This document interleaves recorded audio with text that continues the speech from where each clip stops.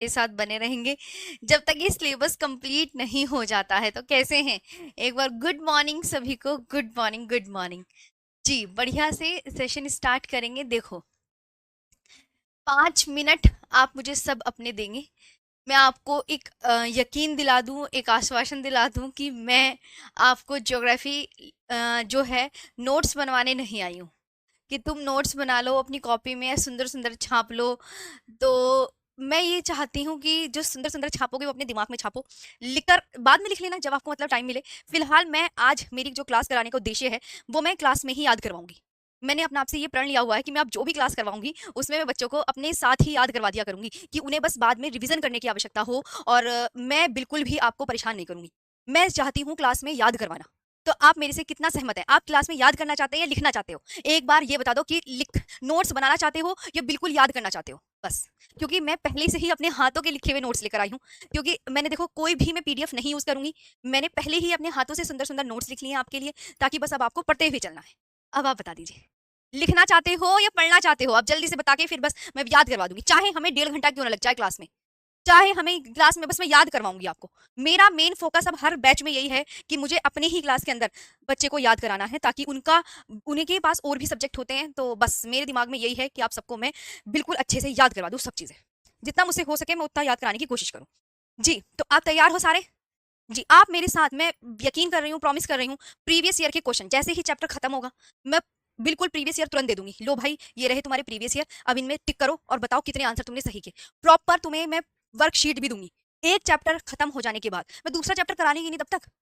मैंने अपने आप से ही प्रॉमिस कर रखा है कि मैं ऐसे काम करूंगी। मैं अब बिल्कुल लिखाने पे ध्यान नहीं दूंगी, मैं सिर्फ याद कराने पे ध्यान दूंगी बस। तो अब हो गई है 10 मिनट की बात। आई होप अब मेरे साथ सब जुड़े रहेंगे, और जो भी बच्चा, सब क्लास में लाइव आओ, बस लाइव चाहिए मुझे क्लास में, मैं लाइव क्लास में याद करा दूंगी। अब पढ़ने पे ध्यान देते हैं। अब मैं बिल्कुल बात नहीं करूंगी आपसे। अब जो भी मैं आपसे पूछूंगी बस आप उसका कमेंट सेक्शन में आंसर लिखते चलना, और ये आराम से बनाते चलना। ठीक है, चलो। अब पढ़ने पे ध्यान दो। मैं और अपने आप से पक्का प्रॉमिस करो कि हम ना इधर देखेंगे, ना इधर देखेंगे, ना आए देखेंगे, ना बाय देखेंगे। हम डिजिटल बोर्ड पे देखेंगे और बिल्कुल जो मैम कह रही है वो करते हुए चलेंगे। अपने आप से भी कसम खाओ, ये जी, ध्यान रखना बिल्कुल अच्छे से। मैं खुद, और आप यकीन मानो, आप प्रीवियस ईयर प्रैक्टिस सेट लगाओगे ना, कोई क्वेश्चन बाहर नहीं जाने दूंगी मैं। सब करवा के छोड़ूंगी। नई नई चीजें लेकर आऊंगी खोज के। अभी तो आज आपकी ये पहली क्लास है। पहली क्लास में जितने भी आए दाएं बाएं सब लगेगा, मैं सब करवा दूंगी। चलिए अब पढ़ने पे ध्यान देते हैं। देखो, ज्योग्राफी। जियो का मतलब क्या होता है?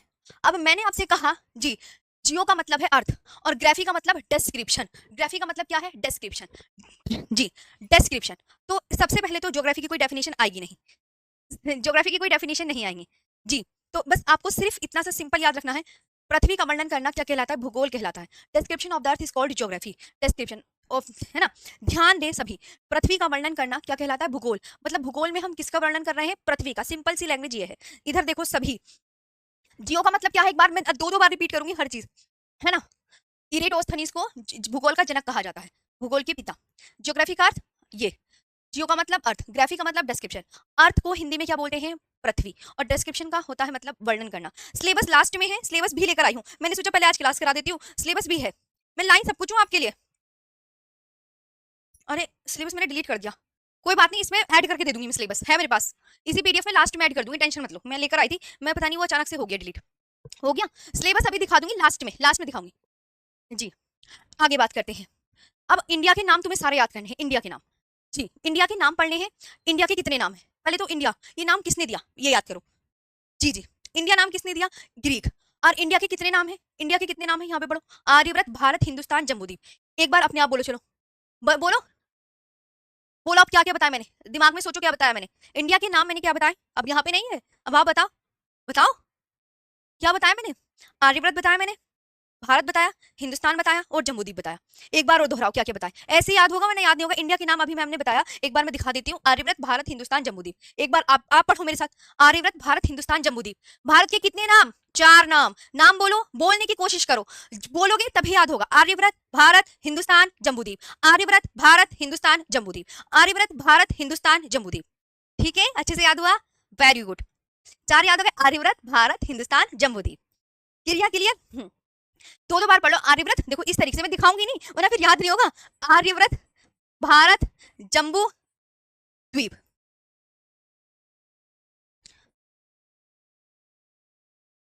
आभा, जम्बू, हिंदू। ट्रिक अगर याद करनी है, आर्यव्रत, आर्य भारत, आर्य भा जम्बूद्वीप, आभा जम्बूद्वीप, आभा जम्बूद्वीप करके याद कर सकते हैं। 1 2 3 4, 4 नाम होगा, ये ट्रिक है। आभा जम्बूद्वीप, आभा जम्बूद्वीप, जल्दी से बताइए। आभा जम्बूद्वीप, ट्रिक मैंने क्या बताई है? आभा जम्बू हिंदू।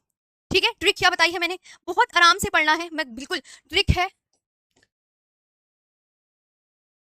आ भा जम्बू और हिंदू। इसमें मैं पॉइंट्स भी ऐड करते हुए चलूंगी। आ से आर्यव्रत, भा से भारत, जैसे जम्बूद्वीप, और ही से हिंदू, ट्रिक व्रिक सब बताऊंगी। ठीक है जी। अब यहाँ से आर्यव्रत नाम कैसे बढ़ा? तो भारत में बसने वाले आर्यों के नाम पर, भारत में आर्यव्रत में सबसे पहले देखो, आर्यव्रत है ना। अब मेरी बात देखो, देखो जब भारत वाले का नाम याद करेंगे तो इसमें आर्य पहले आएगा, लेकिन जब आर्यव्रत नाम याद करेंगे तो इसमें आर्य पहले नहीं आएगा, आर्यव्रत वाले में भारत पहले आएगा। तो आर्यव्रत नाम कैसे पड़ा? तो आप बोलोगे भारत में बसने वाले आर्यों के नाम पर। ओके जी।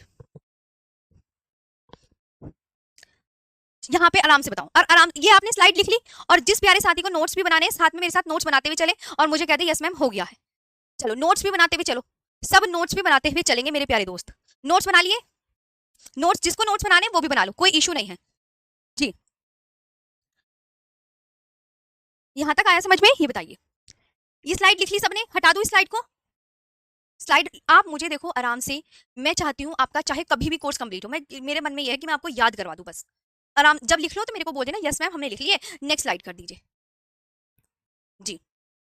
आगे आते हैं, ये वाली, अब ये वाली स्लाइड, इसे लिख लो आराम से, और जो सुनना है उसे सुनते रहो आराम से जी। नोट्स बना लो, जिस साथी को नोट्स बनाने हैं वो बना लो। तो अब यहाँ पे देखिए, तो आर्यव्रत, मैंने कहा आर्यव्रत में पहले आपको क्या बोलना है? भारत। क्या बोलना है पहले? भारत, भारत बोलना है ना। तो भारत में बसने वाले आर्यों के नाम पर आर्यव्रत नाम, तो आप क्या बोलोगे? भारत में बसने वाले आर्यों के नाम पर, in the name of Aryans who settled in India. और भारत, भारत में पहले क्या आएगा? आर्य आएगा, कि आर्यों के शक्तिशाली राजा भरत के नाम पर हमारे देश का नाम भारत पड़ा। हिंदुस्तान नाम कैसे पड़ा ये बताइए? हिंदुस्तान नाम कैसे पड़ा? ईरानियों या पारसियों के द्वारा। और जम्बूद्वीप नाम कैसे पड़ा? पुराणों के द्वारा। जम्बूद्वीप नाम कैसे पड़ा? जल्दी से बताओ सभी, जल्दी से बताओ। हिंदुस्तान नाम कैसे पड़ा? और अभी मैं यहाँ पे लिखते भी चलो साथ साथ में, मैं भी आपको नोट्स में भी पूछूंगी कि कैसे कैसे चीजें हुई हैं।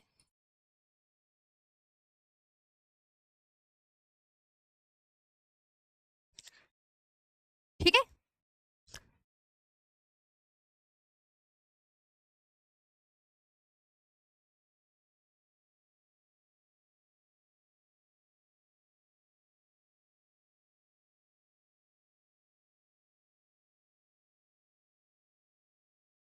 जी। जब आराम से लिख लोगे तब मैं आगे चलूंगी।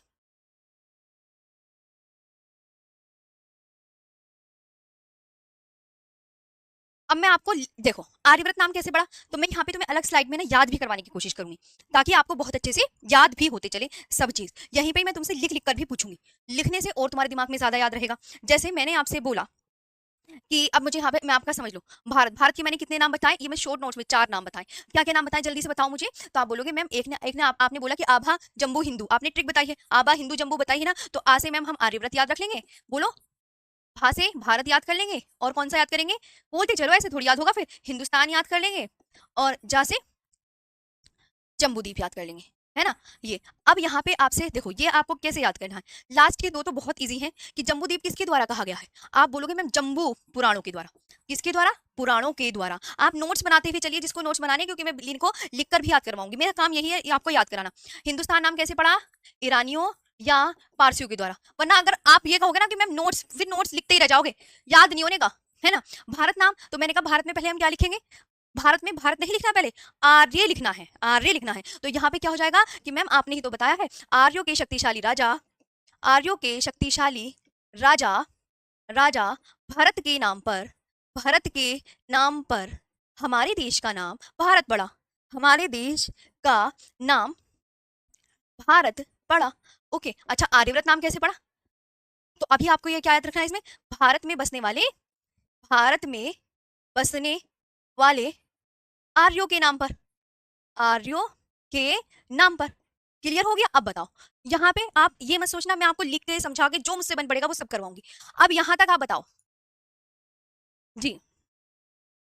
बहुत मजा आएगा अगर एक बार मेरे साथ ऐसे पढ़ोगे, तो मैं सीरियसली बता रही हूँ। तो ये याद हो गया पूरा? कोई दिक्कत, कोई इश्यू? इतना बता दो, फिर इसके बाद दूसरी स्लाइड पे चलते हैं। दूसरी स्लाइड, भारत को जम्बूद्वीप किस काल में कहा गया? अब तो ये फैक्चुअल डाटा है, तो ये तो आपको याद करने वाली चीजें हैं कि भारत को जम्बूद्वीप किस काल में कहा गया, बताना जरा। भारत को जम्बूद्वीप किस काल में, इसको 2 बार पढ़ो। भारत को जम्बूद्वीप, जम्बू में बै आ रहा है खुद, तो जम्बू में बै आ रहा है यानी बोध काल में। जम्बू में क्या आ रहा है, बा आ रहा है, तो उसी से ही याद करना है, बोध काल में। ठीक है, जम्बू, भारत को जम्बूद्वीप किस काल में, बोध काल में। जी, जिसको नोट्स बनाने हैं वो नोट्स बनाइए, कोई इशू नहीं है, मैं आराम से ही पढ़ाऊंगी। जी, फिर बोध, जम्बू में क्या आ रहा है, सुनो ध्यान से, जम्बू में क्या आ रहा है, बा आ रहा है, जम्बू में क्या आ रहा है, बा, तो यानी कि भारत को जम्बूद्वीप किस काल में कहा गया, बोध काल में। भारत का आकार कैसा है, भारत का आकार कैसा है, चतुष्कोणीय, quadrilateral, shape of the India quadrilateral. State कितने हैं, 28। केंद्र शासित प्रदेश कितने हैं, 8। क्षेत्रफल कितना है, 32 87 263, 32 87 बताओ, 32 87 263। आपको याद रखना है कि उसके लास्ट में भी 3 है और उसके शुरू में भी 3 है, उसके लास्ट में भी 3 है, वो क्षेत्रफल बिल्कुल सही होगा।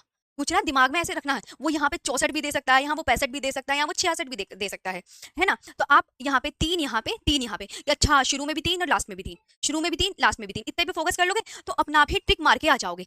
मतलब वहां पे आपको खुद यकीन हो जाए, हाँ मैम ने बताया था क्षेत्रफल में ये शुरू में भी 3 आएगा और लास्ट में भी 3 आएगा, शुरू में भी 3 आएगा, लास्ट में भी 3 आएगा। तो इससे अगर पूरा भी किसी को याद नहीं होता तो आप इस तरीके से याद कर सकते हो। ओके नीलेश मेरे प्यारे भाई, आपको याद नहीं करना है, आपको क्लियर करनी है ज्योग्राफी, नोट्स बना के सजाना नहीं है। कुछ बच्चे बस नोट्स बना के सजा लेते हैं, पढ़ते नहीं है बिल्कुल भी। जी, अब इधर आओ सुरेंद्र प्यारे भाई, एक बार मेरे साथ पढ़ो आराम से। भारत विश्व का कौन सा बड़ा देश है, सातवां, सातवां, सातवां बड़ा देश। तो अच्छा क्षेत्रफल में क्या याद रखोगे कि शुरू के में 3 है, लास्ट में 3 है, अगर किसी को वैसे याद नहीं होता, वरना आप बताओगे 32 87 263 वर्ग किलोमीटर, 32 87 मुझे याद करवाना है, वरना बुक आपके पास है, हर स्रोत आपके पास है पढ़ने के लिए। जी जी, 3 3 हो गया। ये स्लाइड आपने अगर कोई लिख रहा है, नोट्स बना रहा है तो लिख लीजिए। चलो एक बार, भारत को जम्बूद्वीप किस काल में कहा गया, तो आप क्या बोलोगे, जम्बू, जम्बू में बै आ रहा है मैम, हम उसी से याद रख लेंगे, बोध काल में। क्लियर, भारत का आकार कैसा है, चतुष्कोणीय, राज्य 28, केंद्र शासित प्रदेश, और दोनों में लास्ट में 8 8 आ रहा है। मेरी आवाज तुम्हें एग्जाम हॉल में सुनाई देगी कि दोनों में लास्ट में 8 8 आ रहा है, स्टेट में भी और केंद्र शासित प्रदेश में भी। क्षेत्रफल में कि मैडम ने बताया था कि इधर भी 3 लास्ट में भी 3, तो 32 87 263 यही एग्जैक्ट है, यही आपको टिक मार के आनी है। भारत विश्व का कितने नंबर का बड़ा देश है, 7th largest country in terms of area. अब बताइए जी, हो गया यहाँ तक, जी यहाँ तक समझ में आ गया, यहाँ तक समझ में आ गया, यहाँ तक आपको ध्यान रखना है। अब भारत पृथ्वी का, ये मैं हटा दूं, ये तो आपने कर लिया ना, मैं अच्छा टिक कर रही हूँ तो टिक से याद कर लोगे, जम्बू बै, और ये इंपॉर्टेंट लास्ट ईयर एग्जाम में आ चुका, जो एग्जाम में आ चुके उस पर मैं इंपॉर्टेंट भी कर रही हूँ, very important, very important, very very important, ये याद करना ही है, वेरी वेरी इंपॉर्टेंट, मतलब जो याद करने वाली चीज है ये। और इस वाली स्लाइड में एग्जाम में पता है क्या है, ये इंपॉर्टेंट है, ये वाला इंपॉर्टेंट, बस, और ये इंपॉर्टेंट। जम्बूद्वीप किस काल में कहा गया, बोध काल में। किस काल में प्यारे दोस्त, बोध काल में। पा रहा है ना, तो बस यही याद कर लोगे। भारत पृथ्वी का कितने परसेंट भाग घेरे हुए हैं, जी भारत पृथ्वी का 2.4% भाग घेरे हुए हैं। जैसे पृथ्वी इतनी है, देखो कितनी बड़ी पृथ्वी, इधर आओ, इधर आओ, सब इधर आओ, इधर आओ, पृथ्वी इतनी बड़ी है, तो पृथ्वी का भारत कितने परसेंट भाग घेरे हुए, कुल इतना, कुल इतना, तो कुल इतने में कितना आ गया, आप खुद देखो, तो कुल इतने में कितना आ गया, तो आप बोलोगे मैम अच्छा बस इतना, तो 100 में से कितना भाग घेरे हुए हैं, 2.4%, 2.4%, कितना, 2.4%, क्योंकि पृथ्वी इतनी है और भारत कितना घेरे हुए हैं, 2, तो इसमें आपको याद रखना, अच्छा मैम हम 2 का टेबल पढ़ लेंगे, 2 का टेबल पढ़ लेंगे, 2 का टेबल पढ़ लेंगे, है ना। भारत पृथ्वी का कितने परसेंट भाग घेरे हुए हैं, 2.4%, यानी क्या याद करना है, 2 का टेबल, 2 1 2 2 2 4, 2 1 2 2 2 4, ये आपको याद रखना है। भारत पृथ्वी का कितने परसेंट भूभाग घेरे हुए हैं, 2.4%। ओके, पूछूंगी अभी लास्ट में सारा पूछूंगी। अब यहाँ आता है पृथ्वी, है, यहाँ पे ध्यान देंगे, ये मैं आपको दोबारा बना के बहुत अच्छे से समझाती हूँ, तो ताकि आपको ना लिखकर और भी चीजें बहुत अच्छे से याद हो जाएंगी, है ना। बहुत अच्छे से हमें सब कुछ कवर करते हुए चलना है जी। अब जैसे एग्जामिनर पूछता है, इधर आओ, यहाँ पे ये है, ये मैंने क्या बनाई, बताते चलना, सब लिख कर ही पढ़ाऊंगी मैं, ये ध्यान रखना, बीच बीच में मुझे जो चीजें इंपॉर्टेंट लगेंगी सब लिख के पढ़ाऊंगी। अब मुझे बताओ, पृथ्वी के बीचों बीच कौन सी रेखा खींची गई है, भूमध्य रेखा। क्या आप मुझे बता सकते हैं भूमध्य रेखा को कितने नामों से जाना जा सकता है, इसे बोलते हैं इक्वेटर। इसके मुझे भूमध्य रेखा के नाम याद करके बताओ कितने। इसे मैम 0 डिग्री रेखा बोलते हैं, इसे विषुवत रेखा बोलते हैं, इसे विषुवत रेखा बोलते हैं, और इसे वृहद व्रत भी बोलते हैं, वृहद व्रत यानी ग्रेट सर्कल भी बोलते हैं। ये हो गया, याद करो भूमध्य रेखा के कितने नाम, चलो मेरे साथ पढ़ो। इक्वेटर, 0 डिग्री रेखा, विषुवत रेखा और ये बृहद व्रत, ग्रेट सर्कल। इसे ग्रेट सर्कल क्यों कहा गया, आप इधर आओ, क्यों कहा गया, क्योंकि अगर हम ऐसे देखो, हमने पृथ्वी बनाई और हम ऐसे जा रहे हैं और तो सारे अक्षांश रेखाएं घटती हुई नजर आ रही है ध्रुवों की तरफ, घट रही है ना, है ना, मैं आंसर करो, घट रही है ना, हाँ तो मैम इसलिए सबसे बड़ी रेखा कौन, मैम विषुवत रेखा, ये याद हो गया। अच्छा, भारत कहाँ पर स्थित है, भारत पृथ्वी का कितने परसेंट भाग घेरे हुए हैं, मैंने क्या कहा था, टू का टेबल याद करो, 2 × 2 2 × 4 तो 2.4% है ना, क्षेत्रफल में 3 आगे 3 पीछे तो 32 87 263 वर्ग किलोमीटर। भारत के पीछे बीच में कर्क रेखा, कर्क रेखा खींची गई है ना, कर्क रेखा, इसे इंग्लिश में क्या बोलते हैं, ट्रॉपिक ऑफ कैंसर बोलते हैं। कर्क रेखा को क्या बोलते हैं, ट्रॉपिक ऑफ कैंसर। जो समझाने वाली चीज होगी मैं खुद समझाऊंगी लिख लिख के, ये बात ध्यान रखना, ट्रॉपिक ऑफ कैंसर बोलते हैं, ये वाली बात समझ में आई। अब याद रखना एक बात, भूमध्य रेखा से ऊपर का पोर्शन सारा उत्तरी गोलार्ध में, भूमध्य रेखा से नीचे का पोर्शन सारा दक्षिण में, तो यहाँ पे सबके साथ दक्षिण लगेगा, यहाँ पे सबके साथ उत्तर लगेगा। कैसे, अभी वो भी बताती हूँ। अब उत्तरी गोलार्ध, आपने एक चीज नोटिस करी होगी, मैडम जी क्या नोटिस करी है आपने, ये चीज मैं आपको बताऊं। अब मकर रेखा है, ये मैंने बताया ना मकर रेखा, तो मकर रेखा किस गोलार्ध में जरा बताना, तो आप बोलोगे मैम आपने तो बताया कि भूमध्य रेखा से, भूमध्य आपको मैंने ये बताई है लिख के बाद कि भूमध्य रेखा से ऊपर का पोर्शन, ऊपर का पोर्शन उत्तर, उत्तर गोलार्ध कहलाएगा, उत्तर में है ना, और भूमध्य रेखा से नीचे का पोर्शन, नीचे का पोर्शन दक्षिण, दक्षिण। तो मकर रेखा कौन से गोलार्ध में, मकर रेखा कौन से गोलार्ध में, दक्षिणी गोलार्ध में, कौन से गोलार्ध में, दक्षिणी गोलार्ध में। आप खुद देख सकते हैं ना कि हाँ मैम सही कह रहे हो कि भूमध्य रेखा के ये नीचे पड़ रही है मकर रेखा, तो आपने बताया कि भूमध्य रेखा से नीचे भी कोई पड़ेगा तो वो दक्षिणी में आएगा, और भूमध्य रेखा से कोई ऊपर में पड़ेगा तो कर्क रेखा भूमध्य रेखा की कहाँ है। तो अब मैं एक क्वेश्चन पूछती हूँ आपसे, क्वेश्चन बनेगा अब ये, क्वेश्चन बनेगा भूमध्य रेखा के उत्तर में स्थित कौन सी रेखा है, भूमध्य रेखा के उत्तर में स्थित, उत्तर में स्थित कौन सी रेखा, बोलो बताओ कौन सी रेखा, चलो बताओ अब आपका टर्न, बिल्कुल बताइए जी। तो यहां तक समझ में आया, अब इसको याद कर लो, ओके जी। मैंने आपको प्यारे दोस्त कसम खा रखी है ना, तुम सब इधर देख रहे हो, इधर देखो प्लीज, तभी याद होगा वरना याद नहीं होने का। मैं पूरा कोशिश कर रही हूँ, मैं लिखकर पढ़ाऊंगी, ये मेरा आपसे वादा है, हर चीज समझाने वाली सब लिखकर पढ़ाऊंगी मैं, चाहे आपका कितना भी समय क्यों नहीं लग जाए, होने दो खर्च। बिल्कुल तुम्हें ज्योग्राफी अच्छे से बढ़ानी है, बस मेरे दिमाग में ये ठाना हुआ है। तो भूमध्य रेखा के उत्तर में स्थित कौन सी रेखा, आप क्या बोलोगे मैम जी, अब तो आपने याद ही करवा दिया हमें, कर्क रेखा है। तो एक बार हम दोबारा से रिपीट करें, रिपीट कर ले बस, अब तो याद हो जाएगा, शाबाश सबका सही आंसर आ रहा है, ठीक है हो गया ना। चलो अब इसको रिपीट कर लो, यहाँ मैंने आपको बताया यही वही चीज है, क्योंकि ऐसे तो अभी से देखो, ये है हमारी प्यारी सी पृथ्वी, पृथ्वी के बीचों बीच कौन सी रेखा खींची गई है, तो आप बोलोगे मैम पृथ्वी के बीचों बीच भूमध्य रेखा, फिर मैंने कहा भूमध्य रेखा के नाम पढ़ो, नाम पढ़ो सब, इक्वेटर, 0 डिग्री रेखा, विषुवत रेखा, बृहद ग्रेट सर्किल, ओके ये है भूमध्य रेखा के नाम याद करना, 1 2 3 4, चार नाम अलग हैं। भूमध्य रेखा के उत्तर में स्थित कौन सी रेखा, कर्क रेखा, भूमध्य रेखा के दक्षिण में कौन सी रेखा, मकर रेखा, कर्क रेखा को इंग्लिश में क्या बोलते हैं, इधर देखो जल्दी से, तो ट्रॉपिक ऑफ कैंसर बोलते हैं। मकर रेखा को इंग्लिश में क्या बोलते हैं, तो आप बोलोगे ट्रॉपिक ऑफ कैप्रिकॉर्न। अक्षांश और देशांतर का जो चैप्टर है वो एक अलग चैप्टर है, वो मैं आपको वर्ल्ड ज्योग्राफी में कराऊंगी, जितने भी हाँ मेरे दोस्त सुन रहे हैं। अगर कोई कह रहा है मैम अक्षांश देशांतर बता दीजिए, तो वो मैं आपको बताऊंगी वर्ल्ड ज्योग्राफी वाले चैप्टर में, पक्का वाला प्रॉमिस, ओके यहाँ तक आया समझ में। अब देखो एक कहानी और बड़ी इंटरेस्टिंग सी है, कहानी पता कैसे इंटरेस्टिंग सी है, कहानी में ये ट्विस्ट और आ जाता है, आपने आपको नोटिस करने को बोलेगा कि भाई आप ना वर्ल्ड मैप देखो उठा के, वर्ल्ड मैप देखो। अब भैया आपने वर्ल्ड मैप देख लिया उठा के, अब जब आपने वर्ल्ड मैप उठा के देखा तो आपको करना क्या है, आपको ये करना है कि ऊपर का ये उत्तरी गोलार्ध, उत्तरी गोलार्ध है ना ये, कि भूमध्य रेखा से ऊपर का पोर्शन क्या है, कि सभी चीज मैम उत्तरी गोलार्ध में आएंगी, भूमध्य रेखा से नीचे का पोर्शन दक्षिणी गोलार्ध, यानी कि मैम सदर्न हेमिस्फीयर, इंग्लिश में भी लिख दूं याद हो जाएगा अच्छे से, सदर्न हेमिस्फीयर, और ये नॉर्दर्न हेमिस्फीयर। देखो अब एक नोट करने को मैंने कहा कि आप ना मैप देखना वर्ल्ड का, अब वर्ल्ड का मैप आपने देखा, लाओ मैं दिखाई देती हूँ, क्यों टेंशन ले रहे हो तुम मैडम जी। देखो वर्ल्ड मैप, वर्ल्ड मैप आपने उठाया, अब देखो इस मैप को हमने लिया, ले लिया भाई ले लिया, देखो चेक करो जरा इस वर्ल्ड मैप में, आपको आपको आपको जैसे इसे हमने क्या करा, सब चीजें बताएंगे आपको।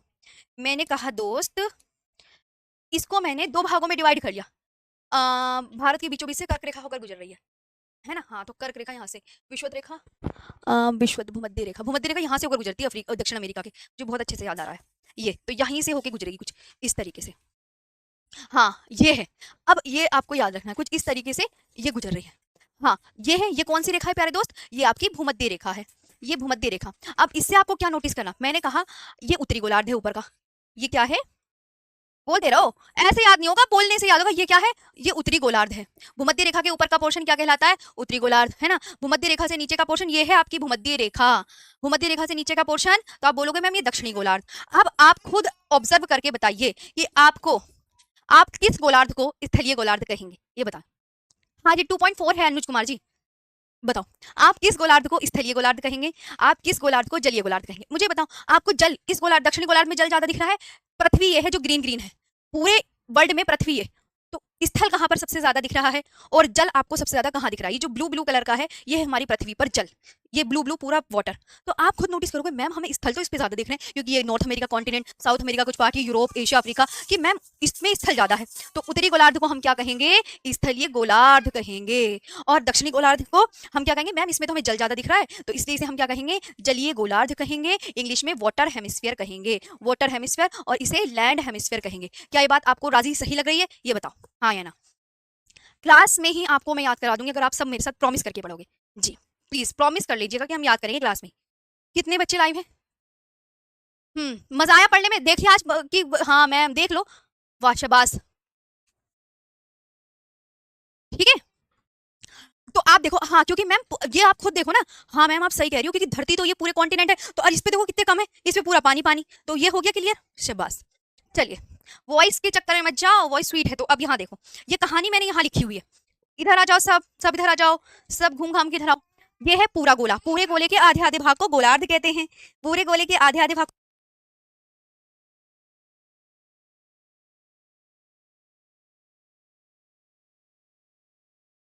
तो यहाँ तक समझ में आया, ठीक है। तो ये देखो, तो आपको पूरे गोले के आधे भाग को गोलार्ध कहते हैं, तो उत्तरी गोलार्ध को स्थलीय गोलार्ध कहेंगे, नॉर्दर्न हेमिस्फीयर, और दक्षिणी गोलार्ध को वाटर गोलार्ध कहेंगे, वाटर हेमिस्फीयर यानी जलीय गोलार्ध। जी आया समझ, चलिए आगे बढ़ते हैं अब अगली स्लाइड पे। अब आता है भारत किस रेखा के उत्तर में स्थित है, India is situated to the north of, अभी ये तो देखो मैंने आपको बहुत अच्छे से बता दिया जी। तो आप भारत किस रेखा के उत्तर में है, भारत भूमध्य रेखा के उत्तर में स्थित है, ये आपको पता है ना, इसमें कोई डाउट नहीं है ना, भूमध्य रेखा के उत्तर में कैसे हो गया, ये है भूमध्य रेखा, ये देखो ये। अब भूमध्य रेखा से ऊपर का पोर्शन किस गोलार्ध में पड़ता है, उत्तरी गोलार्ध में, तो इसलिए भारत किस रेखा में, जी वेरी गुड, है ना। तो भारत किस रेखा के उत्तर में स्थित है, India is situated to the north of, जल्दी से बताओ, भूमध्य रेखा के उत्तर में स्थित है, कहाँ, उत्तर में स्थित है। भारत किस गोलार्ध में स्थित है, तो उत्तर पूर्वी गोलार्ध में। अब देखो ये कहानी और बताती हूँ, उत्तर पूर्वी गोलार्ध में कैसे, इधर आ जाओ सब, देखो यहाँ पे हमने क्या किया, मुझे बताते हुए चला करो सब चीजें। ये हमारी पृथ्वी, अब ये मैंने क्या करा, दिशाएं बत बोली, मैंने कहा ये उत्तर दिशा है, ये पूरब दिशा है। आपको भारत की लोकेशन पता है कहाँ है, भारत यहाँ पर है दोस्तों, भारत यहाँ पर है दोस्तों। तो अब ये उत्तर और पूरब का ही खेल है, तो हाँ मैम भारत जब यहाँ पर है तो हम इसे यू कर देंगे, तो भारत कहाँ स्थित हो गया, उत्तर और पूर्वी गोलार्ध में। तो इन दो पे ज्यादा फोकस किया जाता है कि भारत कौन से गोलार्ध में, तो भारत उत्तर पूर्वी गोलार्ध में स्थित है, गोलार्ध में स्थित है। ये भी समझ में आ गया, दिशाओं का खेल है, उत्तर पूर्व, तो उत्तर पूर्वी गोलार्ध में। ओके आगे चलते हैं, ये वाला समझ आया। तो भारत किस रेखा के उत्तर में है, ये भी वेरी इंपॉर्टेंट, एग्जाम में काफी बार आ चुका है, वेरी वेरी इंपॉर्टेंट, जहां पे मैं लगाऊं वो प्लीज जरूर याद कर लीजिएगा। और भारत किस गोलार्ध में स्थित है, वेरी वेरी इंपॉर्टेंट, कि भारत उत्तर और ये पूरा, तो भारत उत्तर पूर्वी गोलार्ध में स्थित जी। यहां तक हो गया, आगे बढ़ते हैं। इसके बाद देखो अभी मैं रिवीजन भी कराऊंगी लास्ट में। नम्रता कह रही है मैम अजीत सर कहाँ है, अजीत सर का सिलेबस कंप्लीट हो गया है पॉलिटी का, तो अजीत सर क्यों दिखेंगे, अब आरुषि मैम दिखेंगी आपको जी। पिंकी प्रॉमिस कर दिया आपसे मैम, हम याद कर लेंगे, पक्का ना, याद कर लेना, देख लो प्लीज जितना मैं बोलूं। और तुम्हें लास्ट में ऐसा लगेगा ज्योग्राफी याद हो गई है, पक्का सब कुछ लिख कर पढ़ाऊंगी मैं, उसकी भी टेंशन मतलब, जो चीजें मुझे लगता है ना लिख के पढ़ानी है वो मैं लिख के पढ़ाऊंगी। अब इधर आओ, क्योंकि भाई लिख समझाना तो लिखने से ही आएगा ना, ऐसे थोड़ी आएगा। अब देखो इधर आओ, इधर आओ, देखो ये देखो हमने प्यारा सा भारत का मैप बनाया, मेरे साथ देखो मैप भी बनाओ, इधर आओ, मैं बिल्कुल देखो ये इस तरीके से मैप बनता है भारत का, बहुत ईजी, कुछ नहीं करना पड़ता भारत के मैप में। पहली क्लास है और अभी तो बहुत अच्छे से चल रहा है, मैं आप सब सहयोग करो और पढ़ो मन लगा के, जो मैं बोल रही हूँ ना, आपकी याद करवा दी मैंने पूरी ज्योग्राफी।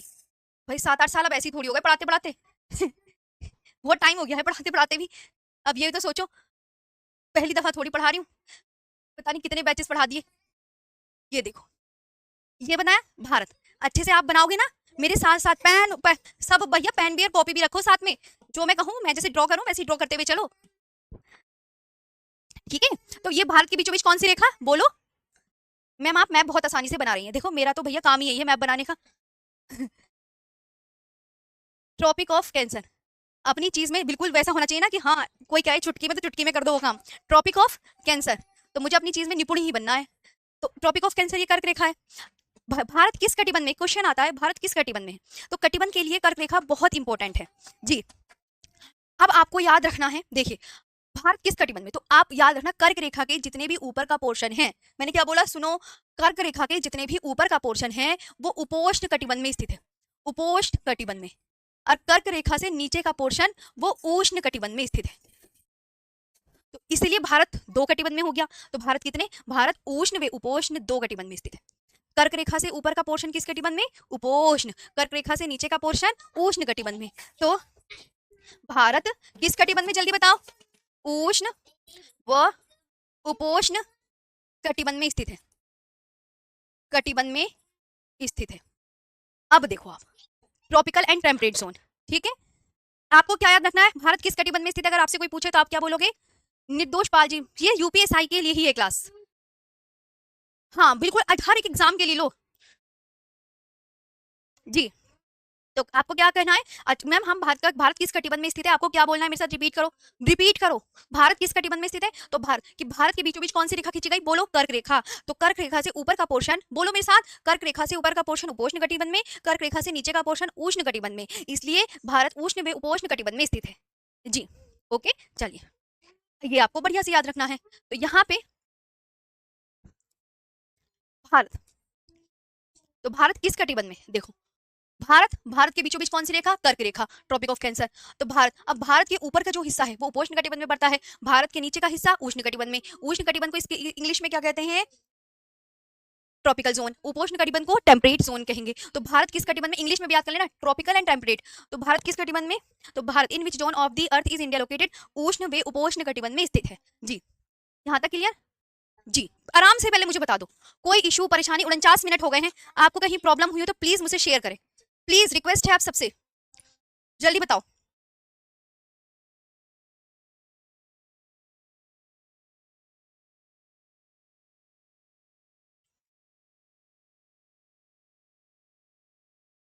बताओ,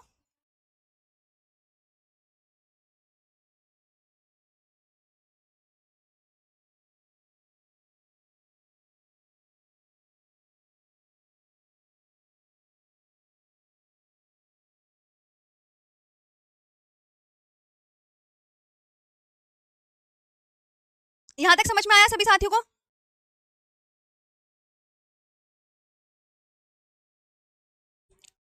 पर आराम से बताओ। जी मैम, यहाँ तक क्लियर है हमें, थैंक यू सो मच, अच्छे से समझ आ रहा है तो। अच्छा मैम, कटिबंध किसे कहते हैं ये बता दो, कटिबंध किसे कहते हैं, अच्छा, पृथ्वी को जलवायु और तापमान के आधार पर विभाजित करने वाला क्षेत्र है पृथ्वी को। तो हमारी जो कटिबंध है ना, उष्ण कटिबंध, शीतोष्ण कटिबंध और शीत कटिबंध, ये इस तरीके से बांटे होते हैं कटिबंध। वो हम आगे की क्लास में पढ़ेंगे जब हम वर्ड ज्योग्राफी पढ़ेंगे। वैसे ही सिंपल सी डेफिनेशन याद कर लो, कटिबंध क्या होता है, पृथ्वी को जलवायु और तापमान के आधार पर विभाजित करने वाले क्षेत्र। पृथ्वी को जलवायु, कटिबंध, कोई कहना है मैम कटिबंध, तो जैसे कटिबंध, कटिबंध जोन, तो पृथ्वी को तापमान और जलवायु और तापमान के आधार पर, पृथ्वी को तापमान और जलवायु के आधार पर, के आधार पर विभाजित करने वाले क्षेत्र, वाले क्षेत्र, ये आपको याद रखना है। उष्ण शीतोष्ण शीत कटिबंध तीन होते हैं पृथ्वी को, मोटे तौर पर तो ऐसे कहते थे, उष्ण शीत शीतोष्ण, बाकी हम आगे पढ़ेंगे, आगे लिखवा रखी है सब चीजें। यहाँ तक पढ़ लिया कि भारत किस कटिबंध में स्थित है, तो ये वेरी इंपॉर्टेंट, ये आपके एग्जाम में पूछा जा सकता है। जहां पे मैं वेरी वेरी इंपॉर्टेंट लगाती हूँ ये एग्जाम में ऑलरेडी आ चुके हैं कि भारत किस कटिबंध में स्थित है, तो भारत उष्ण में उपोष्ण कटिबंध में स्थित है। आगे याद करते हैं नेक्स्ट, नेक्स्ट क्या है, क्षेत्रफल के हिसाब से विश्व के 10 बड़े देश, किसके हिसाब से, क्षेत्रफल के हिसाब से, ये बताओ जी, ये बताइए क्षेत्रफल के हिसाब से। तो आप बोलोगे देखिए मैम रूस, रूस हो गया, रूस हो गया, कनाडा हो गया, संयुक्त राज्य अमेरिका, चीन, Brazil, Australia, Bharat, Argentina, Kazakhstan, Algeria. तो अभी एग्जाम में कभी नहीं आया, सीरियसली बता रही हूँ, इससे कभी क्वेश्चन आता ही नहीं। बस ये आता है एग्जाम में क्वेश्चन कि भारत कितने नंबर का बड़ा देश है। अपने भारत के बारे में ही एग्जामिनर क्वेश्चन करता है खासकर, तो यही वेरी इंपॉर्टेंट हो जाता है।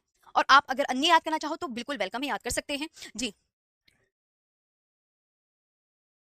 शुरू के आप याद कर सकते हो मैम, RCUCPAI, बस इंडिया तक याद कर लो अगर याद करना है तो।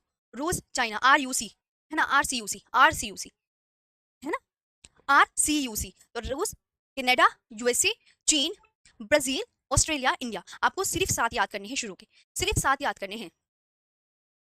ओके, मैं चाहती हूँ कि क्लास में ही याद करवाऊँ, बस मेरा मोटिव ये है आपको। और मैं इस साथ में लिख भी रही हूँ, समझा भी रही हूँ, मैं हर वो एक काम करूंगी जिससे आपका अच्छे से आ जाए। और ये जो है, ये हमेशा याद रखना, ये यूएसए 3rd नंबर पर ही है, क्योंकि वहां पे मैंने इसका क्षेत्रफल भी लिखा रखा है कितने किलोमीटर में है। कोई बात नहीं, इंग्लिश में कर लो, कोई दिक्कत नहीं होगी, ऐसे बिल्कुल टाइम नहीं लगेगा। मैं 7-8 साल हो गए पढ़ाते हुए, मैं थोड़ी पहले बैच थोड़ी पढ़ा रही हूँ, 2 महीने में इजीली खत्म हो जाएगा। तो हम चलो 3 महीने ले लेंगे, चलो 4 महीने ले लेंगे, अभी कौन सा नोटिफिकेशन आ गया जो तुम्हें जल्दी हो रही है। मैं तो तुम्हें 4 महीने तक भी पढ़ा दूंगी, तुम अपनी सोचो तुम्हें क्या पढ़ना है। चलो याद करो इसे, क्षेत्रफल के हिसाब से विश्व के 10 बड़े देश, तो RCUC, ऐसे याद नहीं होने का ना कभी जिंदगी में, RCUC BAI, RCUC BAI बस। अब देखो, रशिया, चीन, यूएसए, कनाडा, और यहाँ पे क्या आता है, रसिया, ये रशिया है, ये कनाडा है, ये यूएसए है, ये चीन है, ये ब्राजील है, ये ऑस्ट्रेलिया, ये भारत। एक बार और पढ़ो, रशिया, कनाडा, यूएसए, चीन, ब्राजील, ऑस्ट्रेलिया, भारत। भारत का एग्जाम में काफी पूछा जाता है। ये ऑस्ट्रेलिया तो विश्व का सबसे छोटा महाद्वीप है, इससे ये क्वेश्चन बनता है कि 7वां बड़ा महाद्वीप बता दो कौन सा है, ऑस्ट्रेलिया जी। ठीक है, चलिए, लिखने विखने की टेंशन मतलब, मैं लिख के ही पढ़ाऊंगी सारी चीजें। तो ये एक बार और पढ़ो, क्षेत्रफल के हिसाब से विश्व के 10 पढ़। हाँ ब्रिजेश मेरे प्यारे भाई, पढ़ लो, पढ़।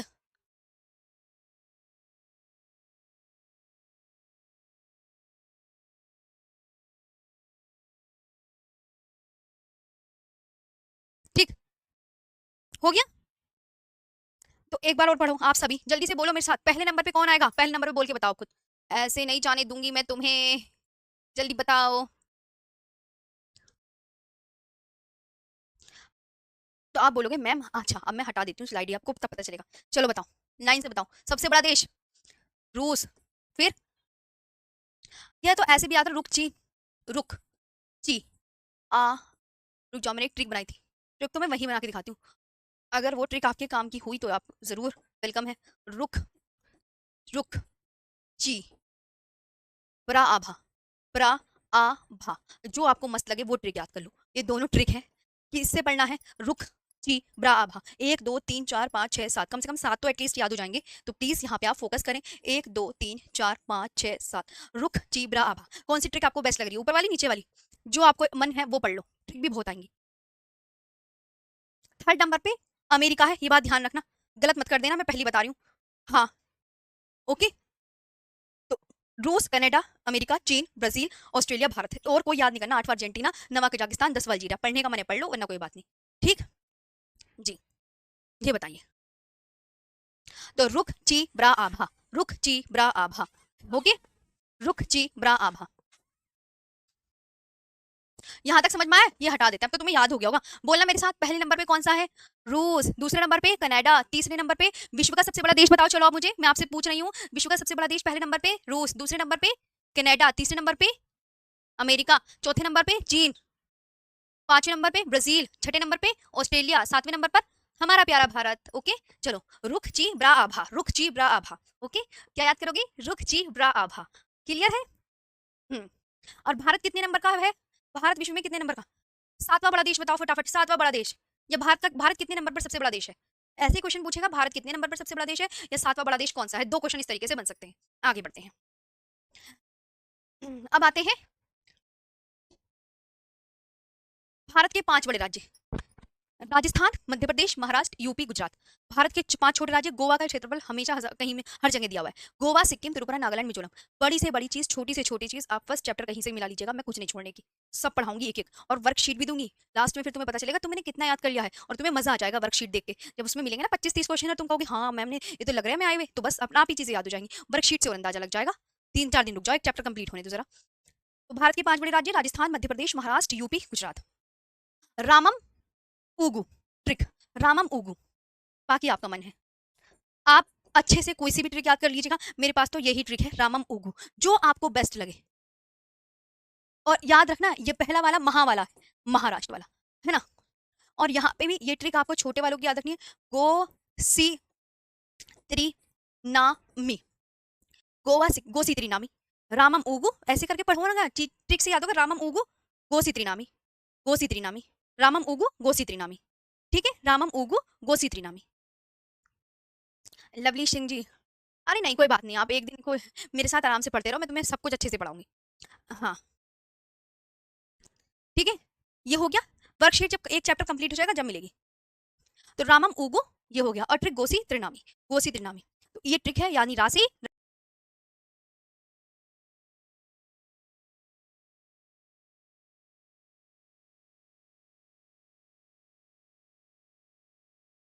राजस्थान, में से महा वाला है महाराष्ट्र, मध्य प्रदेश, फिर यूपी, फिर गुजरात, यहाँ पे गोवा, सिक्किम, त्रिपुरा, नागालैंड, मिजोरम। और गोवा का क्षेत्रफल पढ़ के सुनाओ जरा कितना है, पढ़ो अपने आप, क्या लिखा है जरा देखना, दिख नहीं रहा मुझे तो।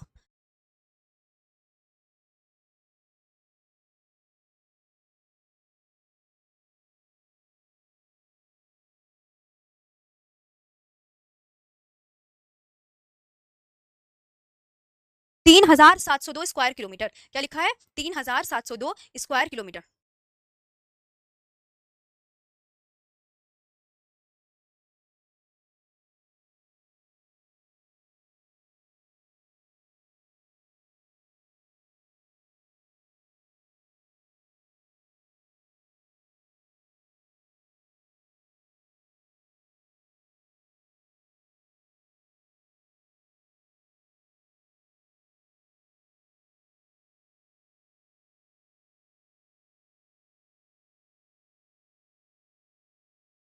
अच्छा, पहला मध्य वाला है, ठीक है, 3702 स्क्वायर किलोमीटर। ओके, एक बार जरा पढ़ना, जरा देख, मेरी तो आंखों से दिख नहीं रहा क्या लिखा है गोवा का क्षेत्रफल।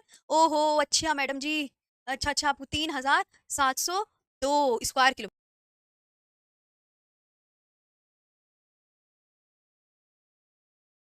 3702 स्क्वायर किलोमीटर लिखा है।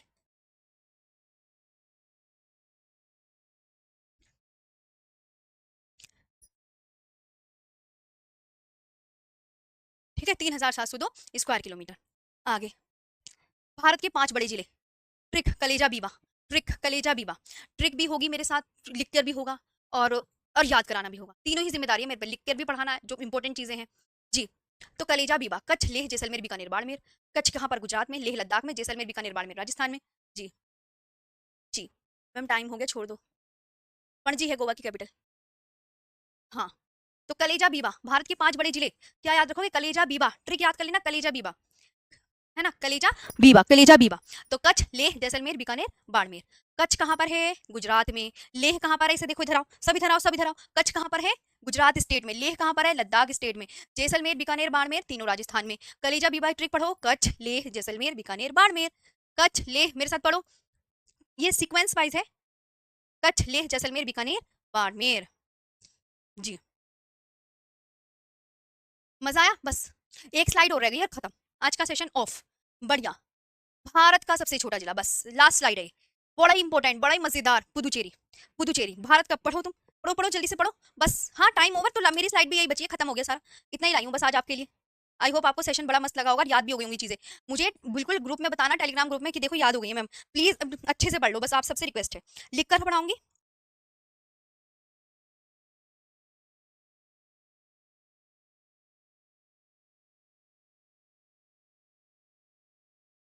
ठीक है,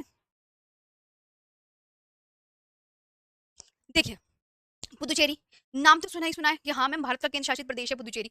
पुदुचेरी जिसे पहले किस नाम से जाना जाता था भाई, पुदुचेरी को, ध्यान से कहानी भी सुननी है, मैं बीच बीच में कहानी भी सुनाती हूँ, बड़ी मजेदार वाली, इंटरेस्टिंग। अच्छा, पुदुचेरी को पहले किस नाम से जाना जाता था, पुदुचेरी को पहले पौंडीचेरी के नाम से जाना जाता था। ये क्या है, ये स्टेट है या केंद्र शासित प्रदेश, अच्छा मैम ये तो स्टेट नहीं है, ये तो केंद्र शासित प्रदेश है। तो ये पुदुचेरी क्या है, एक केंद्र शासित प्रदेश है। ये है, आपको याद रखना है, ये 4 अलग अलग जिलों से मिलकर बना है। देखो, 4 जिले, 1 2 3 4, 4 जिले हैं पुदुचेरी के, दिमाग में क्या बिठाना है मैम, इसका पुराना नाम पांडिचेरी, क्या है ये, केंद्र शासित प्रदेश।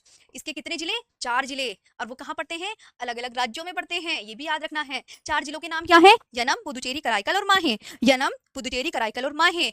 जी, अब केंद्र शासित प्रदेश की राजधानी क्या है, पुदुचेरी, ये आपको याद रखना है। और ये जो है पुदुचेरी 18वीं शताब्दी, यानी ये किसके शासन के अधीन था, ये फ्रांसीसियों के अधीन था, फ्रांसीसियों के अधीन। जब 1 नवंबर 1956 को इसे भारतीय संघ में मिला लिया गया। हाँ, ये याद रखना, पहले ये फ्रांस के अधीन में था। जी।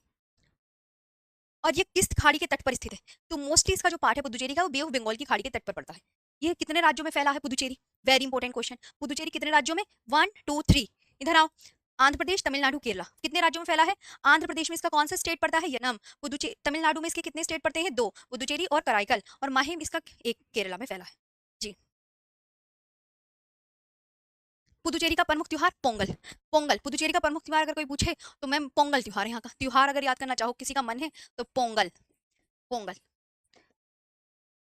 ओके, पोंगल ये आप याद कर सकते हैं। पुडुचेरी में कई खूबसूरत समुद्र तट भी हैं। खूबसूरत समुद्र तट, अगर यहाँ पे कोई कहने लगे मैम समुद्र तट है क्या यहाँ पे, मैंने कहा हाँ जी, इन्हें अलग ही जो लिखवा दूं पुदुचेरी के इसमें। पुदुचेरी, अब ये मैप से दिखाऊंगी, जैसे पुदुचेरी है, त्योहार बता दो यहाँ का। मैम त्योहार तो पोंगल है, पोंगल। और ये किसके अधीन था? फ्रांसीसियों के अधीन था। कुछ इंपॉर्टेंट जानकारी, पुराना इतिहास थोड़ा सा है ना। फ्रांसीसियों के अधीन रहा ये, फ्रांसीसियों के अधीन था ये। फ्रांसीसी शासन, ऐसे लिखो, फ्रांसीसी शासन के अधीन था। ये ज्यादा मजा लगेगा, सेंटेंस भी अच्छा होना चाहिए ना। फ्रांसीसी शासन के अधीन था। 5 10 मिनट अगर ऊपर हो जाया करेंगे तो प्लीज इशू मत करा करना, है ना, वो तो हो ही जाते हैं। जी। और यहाँ के समुद्र तट, जैसे मरीना बीच चेन्नई में है, तो पता चल रहा है पुदुचेरी का समुद्र तट पूछ लिया तो क्या बताओगे? पूछ लेता है मरीना बीच जैसे, तो प्रोमेनेड बीच, प्रोमेनेड बीच, प्रोमेनेड बीच, मतलब ये जैसे मरीना बीच है ना, वैसी बीच बता रही हूँ तुम्हें, है ना। और पैराडाइज बीच, और कौन सा बीच है? पैराडाइज बीच, बस इतना याद कर लो। अगर एक्स्ट्रा इन्फॉर्मेशन थोड़ा और याद करनी होती है तो मैं चीज़ें ना, जैसे हर उसमें हमारे तो आपको पता है 7 8 साल में तो चीज़ें मैं ऐड करती हुई चली जाती है, तो ये चीज़ें मैं ऐड करती रहती हूँ बीच बीच में। अच्छा, कि फ्रांसीसी शासन के अधीन था। यहाँ पे पुडुचेरी में कई समुद्र, खूबसूरत समुद्र तट भी हैं, जैसे कि प्रोमेनेड बीच और पैराडाइज बीच है। यहाँ के लोग ज़्यादातर तमिल, तेलुगु, मलयालम, फ्रेंच और अंग्रेजी भाषा बोलना पसंद करते हैं। और ये कहाँ भी ज़्यादातर इसका पार्ट बंगाल की खाड़ी के तट पर है। ये आपको याद रखना है, ये आपको पढ़ना है। तो अब ये देखो कैसे, यहाँ पे इस तरीके से पुदुचेरी है, यहाँ आप देख सकते हैं। तो पुदुचेरी कितने राज्यों में है फैला हुआ है? 1 2 3। आंध्र प्रदेश में, तमिलनाडु में, केरला में। केरला में इसका कौन सा जिला पड़ता है? माहे। तमिलनाडु में पुदुचेरी ऊपर की तरफ, इधर देखो पुदुचेरी ऊपर लिखा है, कराईकल नीचे। और यनम कहाँ है? यनम ये रहा। तो ये पुदुचेरी। यहाँ तक क्लियर? मजा आया पढ़ के? अब बताओ।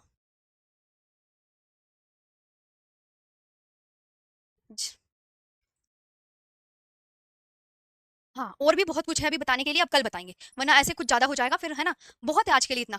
अब मैं एक बार प्यारा सा भारत का मैप और दिखा देती हूँ, उसका ही मन कर रहा है दिखाने का। जैसे आहा, क्या भारत का मैप है, कहानी सुनो, बड़ी इंटरेस्टिंग कहानी है इसकी भी, मुझे बड़ा मजा आता है इसको पढ़ने में। जैसे भारत है, अब ये पड़ोसी देश तो आपने देख लिया, साथ है, हाँ जी।